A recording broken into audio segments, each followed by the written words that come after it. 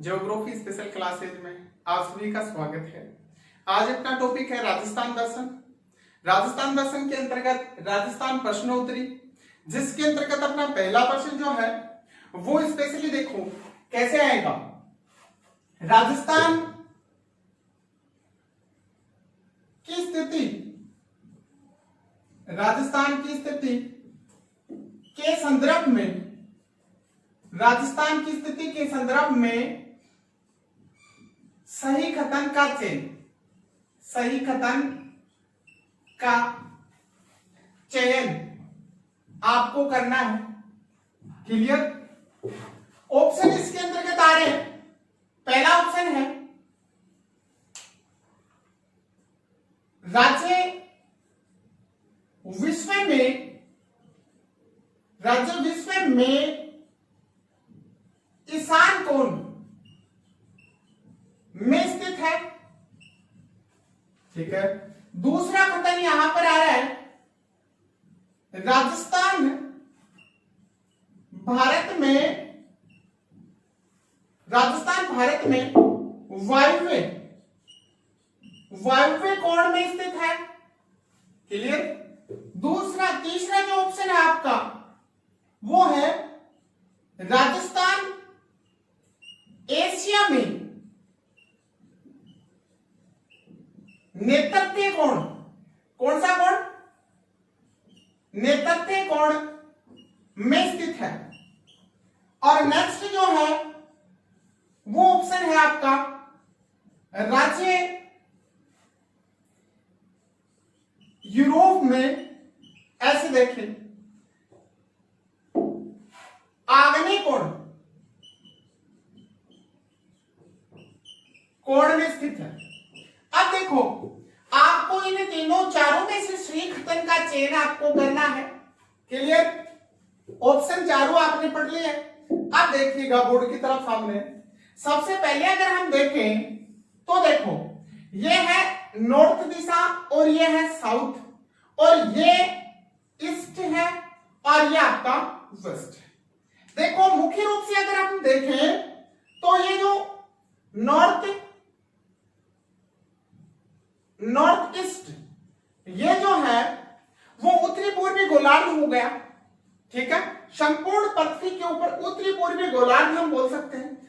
और अगर इसको वास्तु की दृष्टि से देखें तो उत्तरी पूर्वी जो दिशा है, इस दिशा को हम कहते हैं कौन सा कोण? ईशान कोण कहते हैं। कौन सा कोण कहते हैं? ईशान कोण कहते हैं। ठीक है। अब दूसरी इधर देखें तो ये नॉर्थ है और वेस्ट, मतलब उत्तरी पश्चिमी जो दिशा है, इस दिशा को हम यहां पर वास्तु की दृष्टि से देखें तो वायव्य कोण कहते हैं। कौन सा कोण कहते हैं? वायव्य कोण कहते हैं। अब अगर हम इधर देखें, यह आपका दक्षिण पश्चिम है, और दक्षिण पश्चिम दिशा को अगर वायु कोण की, किसकी? वास्तु कोण की दृष्टि से देखें तो इसको हम बोलते हैं कौन सा कोण? इसको हम बोलते हैं दक्षिण पश्चिम को नेतृत्व कोण। कौन सा कोण बोलोगे? नेतृत्व कोण के नाम से इसको आप जानोगे, दक्षिण पश्चिम दिशा नेतृत्व कोण। और अगर इधर देखें तो यह है आपका दक्षिण और पूर्व, और ये जो कोण बन रहा है वो है आग्नेय कोण। कौन सा कोण बन रहा है? आग्नेय कोण। अब देखो, आप ध्यान से सुने, राजस्थान संपूर्ण विश्व में हम अगर देखें तो उत्तरी पूर्वी दिशा, उत्तरी पूर्वी गोलार्ध, और अगर विश्व में राजस्थान की स्थिति देखें तो उत्तरी पूर्वी दिशा के अंतर्गत स्थित है और ईशान कोण के अंतर्गत स्थित है। तो ये पहला जो कथन है वो आपका सही है। दूसरा कथन अगर हम देखें तो यह है उत्तरी पश्चिमी, कौन सी? उत्तरी पश्चिमी दिशा, जो कि वायव्य कोण के अंतर्गत आती है। अगर इसमें देखें हम तो राजस्थान भारत में, किसमें? भारत में अगर हम देखें तो भारत के वायव्य कोण के अंतर्गत कौन स्थित है? राजस्थान स्थित है, जो कि दिशा कौन सी होती है? उत्तरी पश्चिमी दिशा होती है। आपसे पूछा जा सकता है, वास्तु कोण को लेकर के प्रश्न पूछा जा सकता है कि राजस्थान जो है कौन से कोण में स्थित है आपको बताना है। भारत में वायव्य कोण, उत्तरी पश्चिमी दिशा, विश्व में उत्तरी पूर्वी दिशा, ईशान कोण में स्थित है। तो दूसरा कथन भी आपका राजस्थान की स्थिति को लेकर के सही है। तीसरा जो कथन है वो है एशिया, राजस्थान एशिया में नेतृत्व कोण के अंतर्गत स्थित है। कहने का मतलब यह है कि एशिया जो महाद्वीप है, इस एशिया महाद्वीप में राज्य राजस्थान आपका दक्षिण पश्चिम दिशा रखता है। कौन सी दिशा रखता है?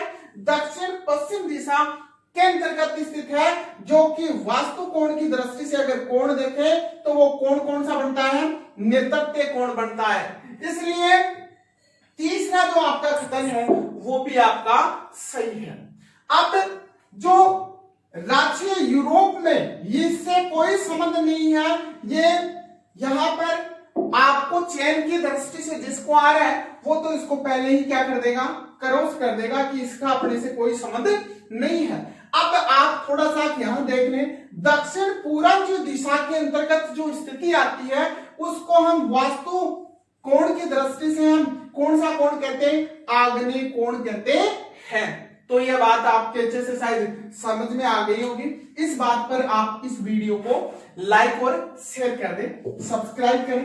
आप देखिए नेक्स्ट जो आपका यहां पर प्रश्न है वो प्रश्न इस प्रकार से बन रहा है कि राजस्थान, या फिर हम देखें नेक्स्ट प्रश्न अगर अपन देखें तो यहां पर आ जाए राजस्थान के संदर्भ में सही कथन का चयन कीजिए। ऐसा प्रश्न आ गया मान लो। अब पहला ऑप्शन यहां पर है, अब पहला ऑप्शन यहां पर है राज्य का अधिकांश भाग उपोष्ण कटिबंध में स्थित है। पहला ऑप्शन यह है। इसी प्रकार से दूसरा ऑप्शन यह है यहां कि राज्य में उत्तर से दक्षिण की और आने पर सूर्य की किरणों का सीतापन बढ़ता है। यह आ गया। तीसरा ऑप्शन यहां पर यह है कि राज्य में 27 डिग्री नॉर्थ अक्षांश सर्वाधिक जिलों से गुजरने वाला अक्षांश है। फिर तीसरा चौथा ऑप्शन यहां पर यह आ गया, राजस्थान का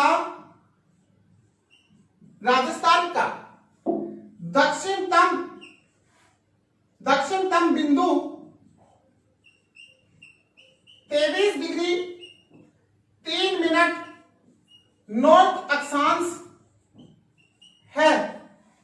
अब देखो क्या बोल रहा है, राज्य के संदर्भ में सही कथन को आपको चयन करना है। पहला ऑप्शन आपको दिखाई दे रहा है राजस्थान का अधिकांश भाग उपोष्ण कटिबंध में।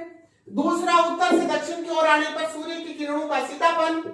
तीसरा ऑप्शन है राज्य में 27 डिग्री अक्षांश ऐसा अक्षांश है जो सर्वाधिक जिलों से गुजरता है। और चौथा ऑप्शन है राज्य का दक्षिणतम बिंदु 23 डिग्री नॉर्थ अक्षांश है। अब देखो इसको हम अच्छे से समझते हैं। इधर देखिएगा, यह है आपका राजस्थान, ध्यान दे अच्छे से, यह है अपना राज्य।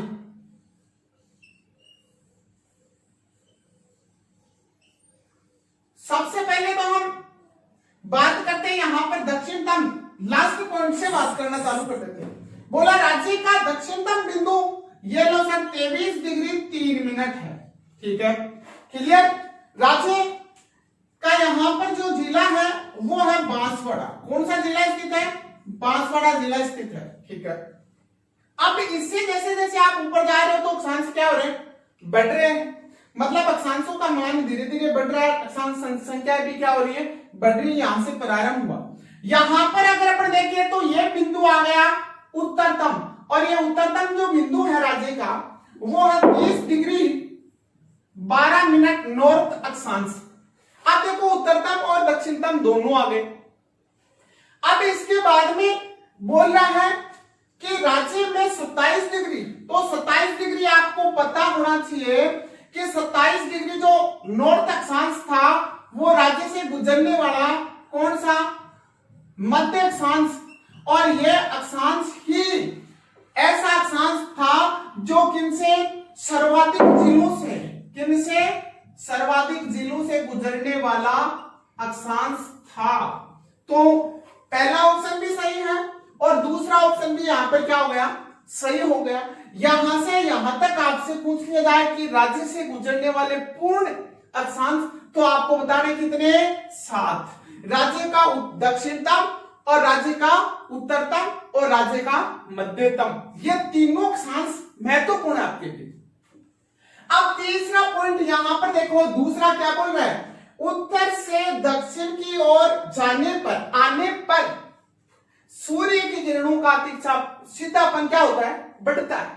तो देखो आपके राज्य से गुजरने वाला महत्वपूर्ण जो अक्षांश था, राज्य से गुजरने वाला महत्वपूर्ण अक्षांश, और यह अक्षांश था आपका 23 डिग्री 30 मिनट, और इसका नाम था करक रेखा।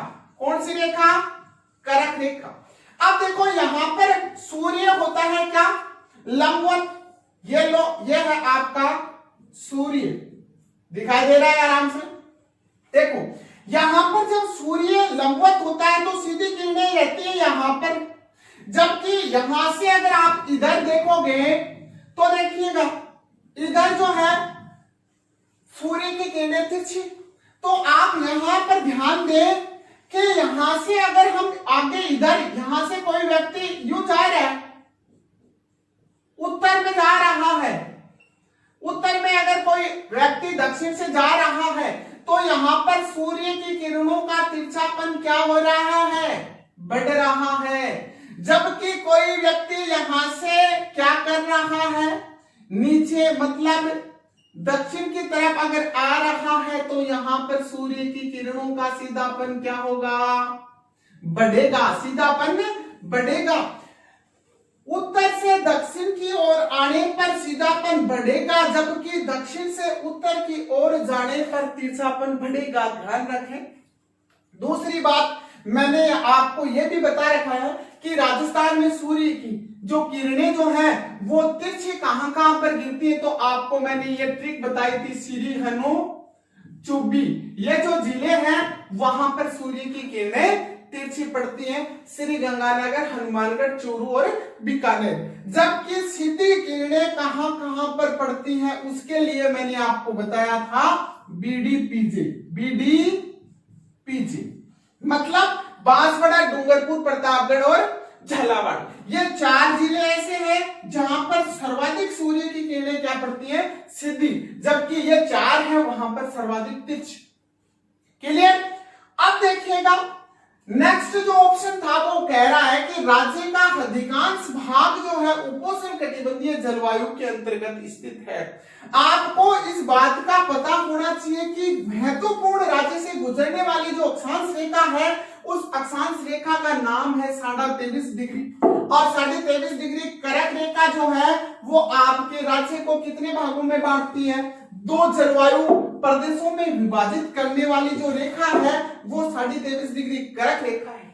और ये 23.5 डिग्री करक रेखा देखिएगा, ये आपका राज्य है राजस्थान, और इस राजस्थान के दक्षिण इस भाग से गुजर रही है ऐसे, ठीक है, इस भाग से ऐसे ये गुजर रही है ना। और ये क्या कर रही है? राज्य को 2 भागों में बांट रही है 23.5 डिग्री नॉर्थ अक्षांश जो है राज्य को दो भागों में बांट रही है। इस रेखा के ऊपर वाला जो भाग है वो क्या कहलाता है, नॉर्थ भाग, और नीचे वाला जो भाग है वो क्या कहलाता है, साउथ, दक्षिण भाग। अब आपको मैंने यह भी बताई थी कि संपूर्ण विश्व को अगर ताप कटिबंध के आधार पर अगर आप बांट करके देखते हैं तो ये 0 डिग्री से 23.5 डिग्री नॉर्थ और 23.5 डिग्री साउथ तक जो कटिबंध फैला हुआ है उस कटिबंध का नाम यहाँ पर है उष्ण कटिबंध। कौन सा कटिबंध है, उष्ण कटिबंध के नाम से हम इसको जानते हैं। जबकि 23.5 डिग्री से 45 डिग्री तक जो कटिबंध फैला हुआ है इस कटिबंध को हम कहते हैं उपोष्ण कटिबंध। इस बात को आप ध्यान रखें, कटिबंध तो 23.5 से लेकर के 66.5 डिग्री तक कौन सा है, शीतोष्ण कटिबंध है, लेकिन यहाँ पर शीत और ग्रीष्म ऋतु की कठोरता के आधार पर हम इसको दो भागों में विभाजित कर सकते हैं।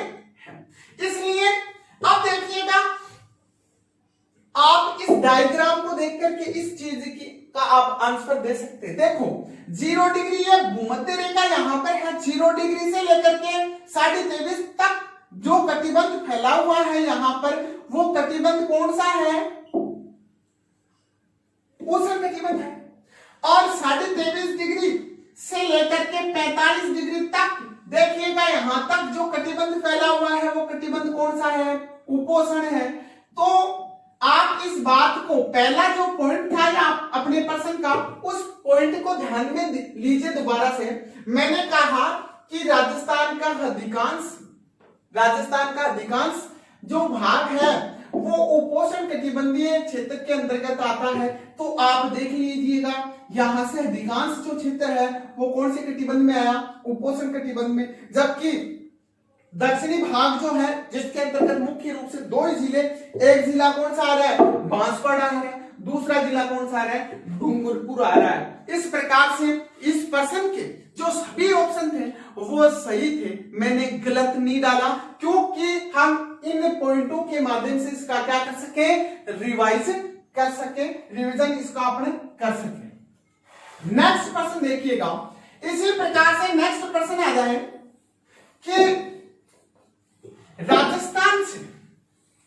राजस्थान से गुजरने वाला या राजस्थान के सर्वाधिक जिलों से गुजरने वाला, राजस्थान के सर्वाधिक जिलों से गुजरने वाला देशांतर कौन सा है, ऐसा प्रश्न आपका आ गया।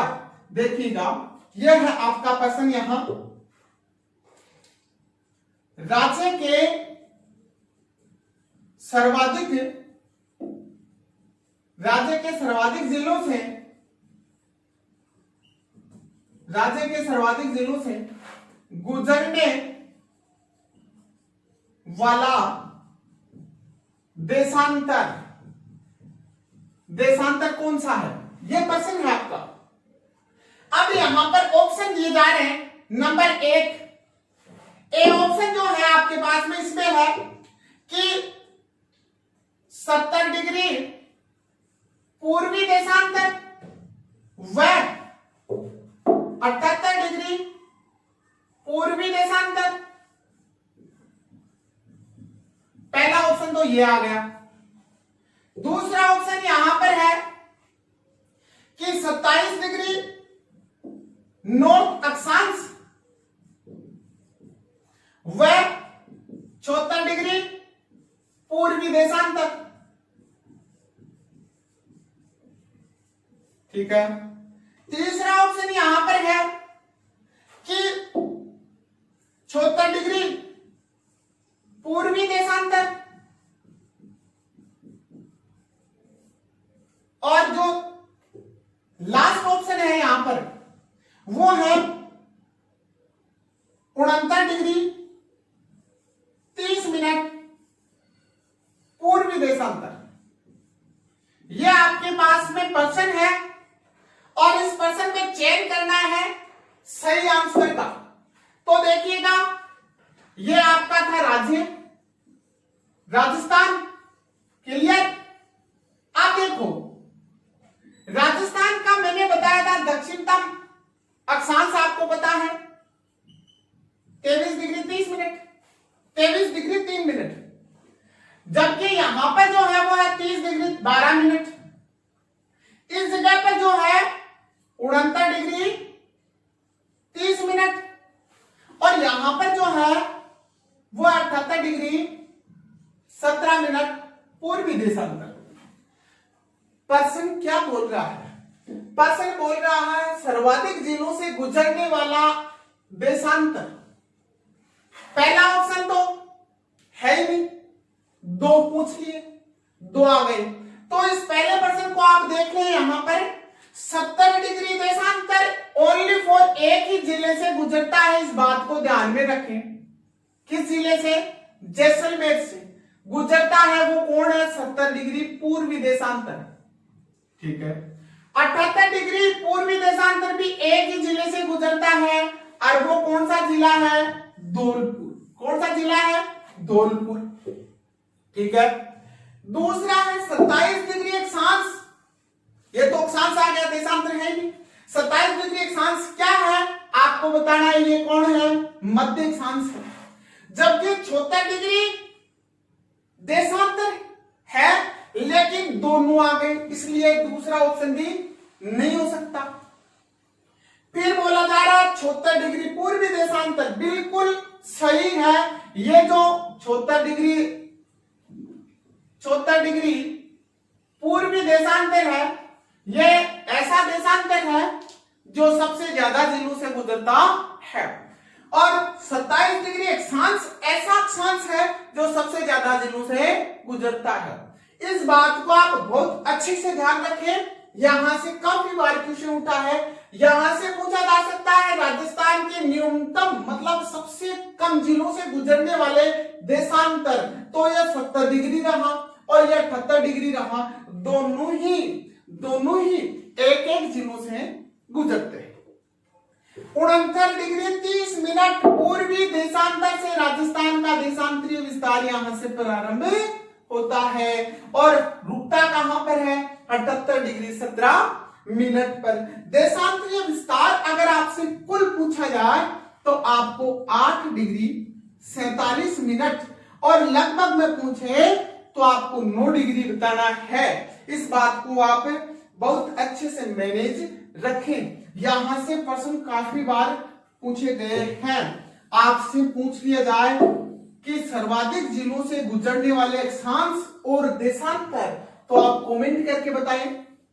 अभी आपने वैसे पढ़ा है 27 डिग्री और 76 डिग्री। सबसे कम जिलों से गुजरने वाले अक्षांश व देशांतर कम और अधिक से प्रश्न पूछा जा सकता है। आप इस बात को नोटेट रखें। अब देखिएगा नेक्स्ट प्रश्न है। नेक्स्ट प्रश्न ऐसे आ गया आपके पास में, निम्न को सुमेलित कीजिए। यह प्रश्न आपके पास में आ गया। पहला ऑप्शन यहां पर आपके सामने है अरावली, सॉरी, पहला ऑप्शन यहां पर आपके पास में आया है मेरवाड़ा। मेरवाड़ा की पहाड़ियां। दूसरा ऑप्शन यहां पर है, उसमें लिखेंगे अपन बांगड़ का मैदान। और तीसरा जो ऑप्शन है अपने पास में यहां पर, उसमें है हाड़ौती।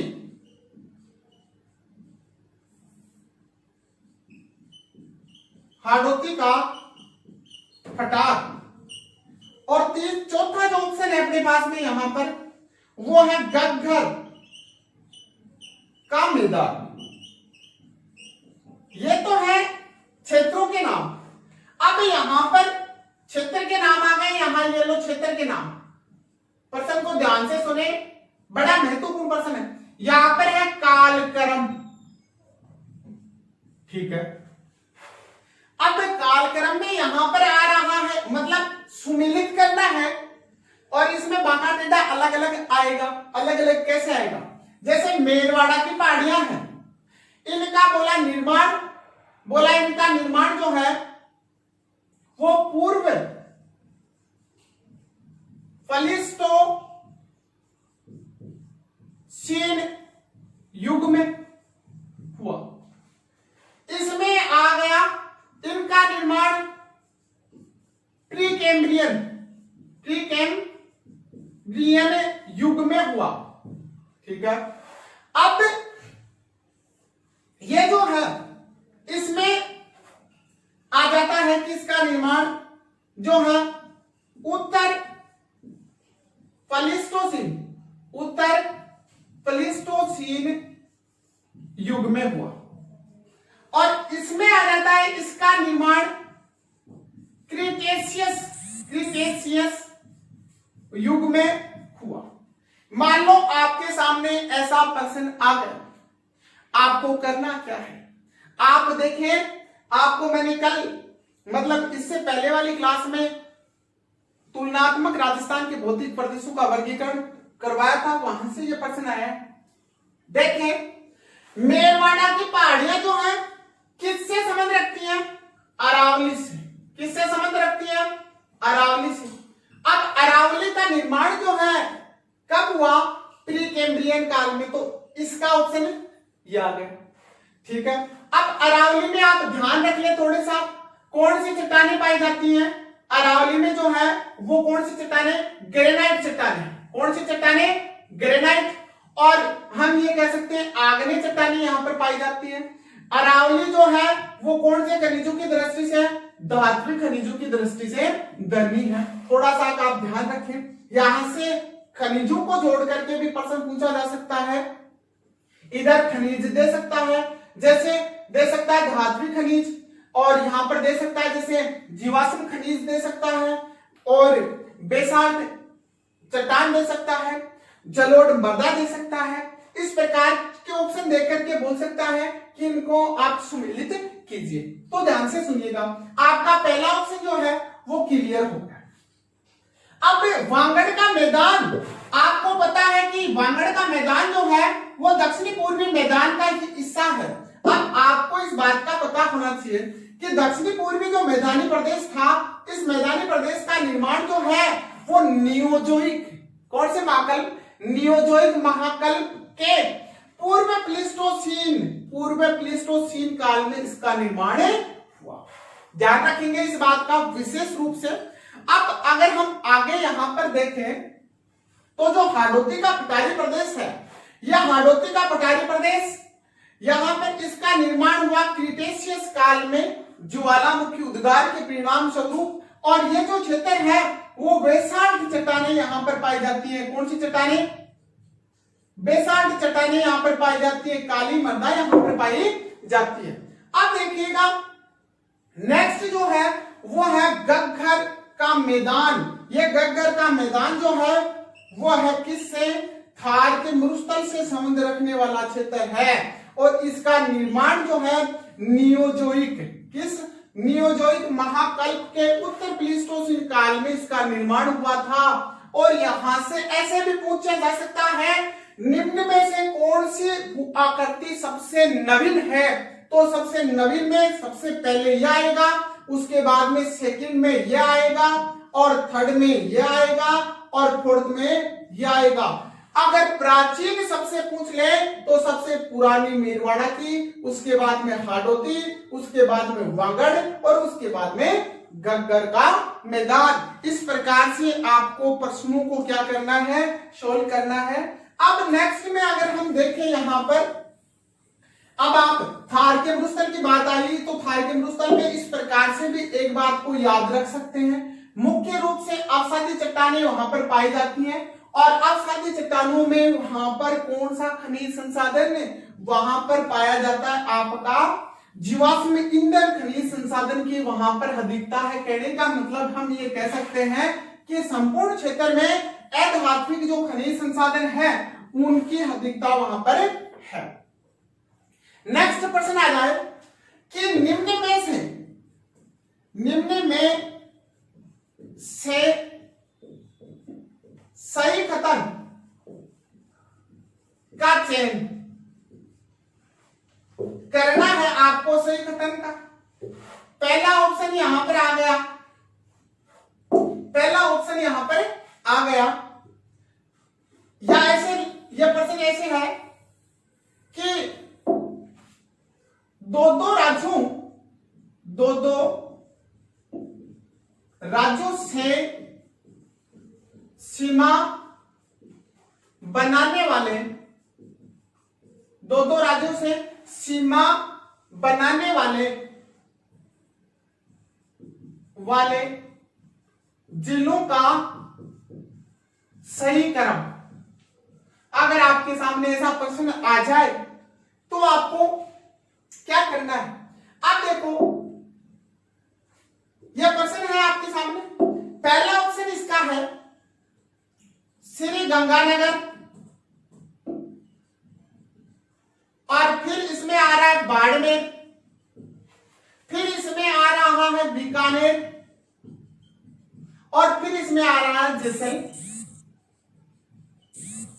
जैसलमेर। और दूसरा ऑप्शन इसका मतलब बी जो ऑप्शन है उसमें आ रहा है यहां पर वो जिले आ रहे हैं यहां पर, जैसे हनुमानगढ़, फिर आ गया सीकर, और फिर आ गया झुंझुनू, और फिर आ गया चूरू। अब तीसरा जो ऑप्शन है उसमें आ रहा है यहां पर हनुमानगढ़, भरतपुर और धौलपुर, और नेक्स्ट आ रहा है बांसवाड़ा। अब इसके बाद में जो ऑप्शन है डी या 4 नंबर, इसके अंतर्गत जिले आ रहे हैं जैसे हनुमानगढ़, और इसके बाद में जिला आ रहा है यहां पर भीलवाड़ा, और उसके बाद में जिला आ रहा है झालावाड़, और उसके बाद में यहां पर जो जिला है वो जिला आ रहा है आपका बाड़मेर। यह ऑप्शन आपके सामने है, आपको सही आंसर का चयन करना है। अब देखो, आप ध्यान से सुने कि श्री गंगानगर और बाड़मेर ये दोनों ऐसे जिले हैं, दोनों ही ऐसे जिले हैं। अपन मानचित्र बनाते देखिए, ये देखिए, ये आपका है राज्य राजस्थान। अब देखो, इसमें यहां पर है श्री गंगानगर और इस जगह पर है बाड़मेर। तो देखो, इधर नीचे देखिए तो गुजरात है, ऊपर देख रहे हो तो कौन है? पाकिस्तान है, ठीक है, पाकिस्तान। और इधर आगे देख रहे हो पाकिस्तान से श्री गंगानगर की सीमा लग रही है, इधर किसकी लग रही है? बाड़मेर की। इस श्री गंगानगर के इधर अगर आप देख रहे हो तो है पंजाब। अब श्री गंगानगर ऐसा जिला है जो अंतरराज्यीय और अंतरराष्ट्रीय दोनों प्रकार की सीमा बना रहा है, तो बाड़मेर भी उससे कम नहीं है, यह भी दोनों प्रकार की सीमा बना रहा है। तो यहां तक आए तो ये दोनों जो जिले हैं वो तो दोनों प्रकार की सीमा बनाते हैं, जबकि बीकानेर, बोला बीकानेर भी अंतरराष्ट्रीय सीमा पर स्थित है, जिला है, लेकिन ये जाना किसके लिए जाता है? इसकी लंबाई जो है, मतलब ये 168 किलोमीटर सबसे कम किसकी बनाता है? सीमा, अंतरराष्ट्रीय सीमा की लंबाई सबसे कम। बोला जैसलमेर भी इसी सीमा के ऊपर स्थित है, तो यह किसके लिए जाना जाता है? बोला ये सबसे ज्यादा 464 किलोमीटर की सीमा बनाता है। तो पहला ऑप्शन इस प्रकार से आप क्या करोगे? याद रखोगे दिमाग में, लेकिन इससे प्रश्न हल नहीं हुआ। दूसरा ऑप्शन जो है वो भी नहीं है। अब तीसरे ऑप्शन में आप जाते हो, पहला है देखो हनुमानगढ़, भरतपुर, धौलपुर और बांसवाड़ा। ये आपका जो प्रश्न है, ऑप्शन जो है वो सही है। कैसे है देखिएगा, ध्यान दें मानचित्र की ओर। यह है आपका राज्य, यह है आपका राज्य राजस्थान, और इस राजस्थान में देखिएगा यहां पर जो है जिला हनुमानगढ़, और यहां पर जो जिला है वो है भरतपुर, और यहां पर जो जिला है वो है धौलपुर, और इस जगह पर जो जिला है वो है बांसवाड़ा। अब आप इस बात का ध्यान दें कि इस बांसवाड़ा की इधर जो जिला है वो है, राज्य जो है वो है आपका गुजरात, और इस बांसवाड़ा की इधर जो जिला है, राज्य है वो है मध्य प्रदेश। कौन सा राज्य है? मध्य प्रदेश। अब देखिए मध्य प्रदेश की सीमा इधर किससे लग रही है? धौलपुर से। किससे लग रही है? धौलपुर से। और धौलपुर की सीमा इधर किससे लग रही है? यूपी से, मतलब उत्तर प्रदेश से। उत्तर प्रदेश की ऊपर किससे सीमा लग रही है? भरतपुर से। और भरतपुर की आगे सीमा किससे लग रही है? हरियाणा से। हरियाणा की इधर हनुमानगढ़ से, और हनुमानगढ़ की इधर आपके पंजाब से। तो देखो दो राज्यों के साथ में हरियाणा जो हनुमानगढ़ है वो सीमा बना रहे हैं। दो राज्य कौन से? एक राज्य ऊपर दिखाई दे रहा है पंजाब, और नीचे दिखाई दे रहा है हरियाणा। तो इन दोनों के बीच में जिला कौन सा है? हनुमानगढ़। इसी प्रकार से भरतपुर के ऊपर देखो हरियाणा है, नीचे देखें उत्तर प्रदेश है। तो भरतपुर ऐसा जिला है जो दो राज्यों के साथ में क्या बना रहा है? सीमा बना रहा है। इसी प्रकार से आपका कौन सा जिला है? धौलपुर। और धौलपुर जो है वो एक तो किससे सीमा बना रहा है? राज्य से, उत्तर प्रदेश से। दूसरा कौन किससे बना रहा है? मध्य प्रदेश से। क्लियर? इस मध्य प्रदेश को भी आप याद रखें, यहां पर मध्य प्रदेश से सर्वाधिक जो अंतरराज्यीय सीमा है 1600 किलोमीटर वो लगती है। 10 जिले मध्य प्रदेश के, 10 ही किसके हैं? राजस्थान के हैं। क्लियर? और यहां पर थोड़ा सा आप याद ये भी रखें कि ये जो भीलवाड़ा जो है वो सबसे कम अंतरराज्यीय सीमा का निर्माण करता है, लगभग 14 किलोमीटर, जबकि जो झालावाड़ है यहाँ पर यह सर्वाधिक जो अंतरराज्यीय सीमा है उसका निर्माण करता है। कितना? 520 किलोमीटर। इस चीज को आप थोड़ा सा ध्यान रखें। अब देखो 3 जिले हो गए, दो राज्यों से सीमा बनाने वाले। अब चौथा जो जिला है वो जिला है आपका बांसवाड़ा। बांसवाड़ा इधर सीमा किससे बना रहा है? मध्य प्रदेश से, जबकि इधर सीमा किससे बना रहा है? उत्तर प्रदेश से। और इन दोनों के बीच में जो जिला स्थित है वो जिला कौन सा है? बांसवाड़ा। और ये बांसवाड़ा जिला जो है वो ऐसा जिला है जो पूर्ण रूप से किसके ऊपर? करक रेखा के ऊपर इसकी तहसील अगर अपन देखें तो कुशलगढ़, और कुशलगढ़ का भी हम देखें पूर्ण रूप से इसके ऊपर स्थित गांव देखें तो वो गांव है कौन सा? छींच गांव। कौन सा गांव है? छींच। जबकि डूंगरपुर का जो टच करने वाला जो जिला है वो जिला है आपका चिखली जिला। ठीक है, इस बात को आप ध्यान रखें। इसकी राजस्थान में लंबाई जो है